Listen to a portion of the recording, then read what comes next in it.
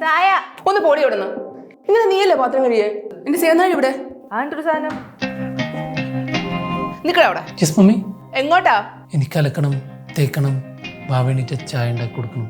ഏത് വാവ? കീർത്തി വാവ, എന്റെ ഭാര്യ, നിന്റെ ചേച്ചി.